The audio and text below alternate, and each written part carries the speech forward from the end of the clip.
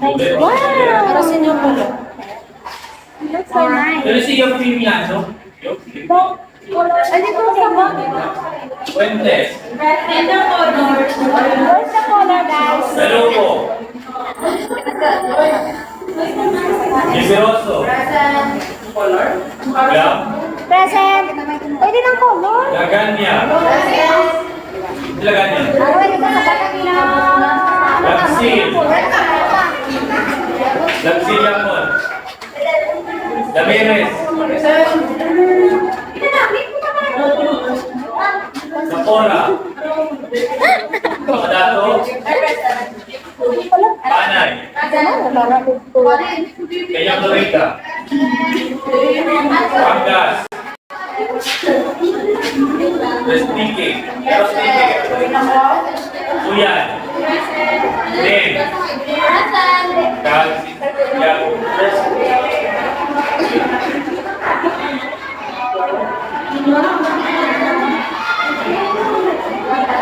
Okay, since 30 minutes mo na ako nga, ano? Kawai.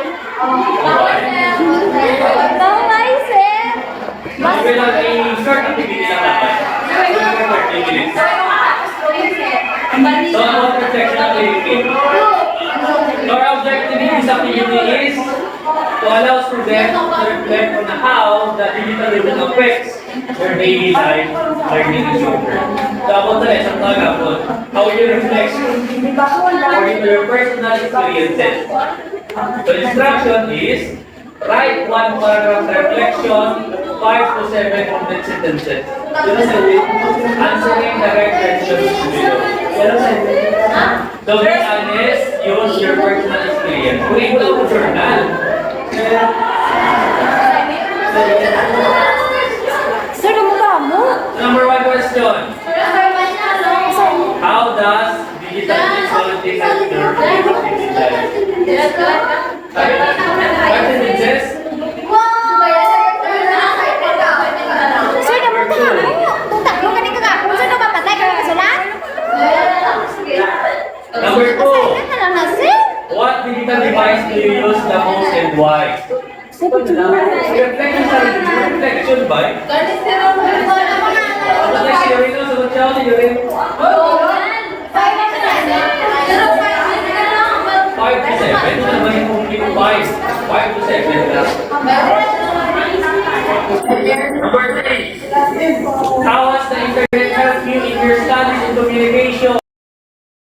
Reflect ako sa inyo. Ano epekto sa individual activity?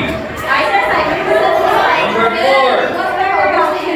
4. What challenges or problems have you experienced with technology? Ano ang mga pan? Advantages, challenges, na inusunod sa inyo. And last, number 5, why it's important to use digital technology responsibly. Elaborate lang according to the wording. Personal experiences, my So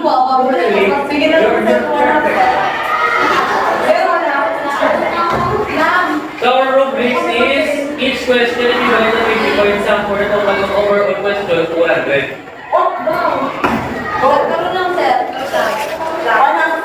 So one whole. So we have mo sa 20 minutes. Sir, 20 minutes. Also mo.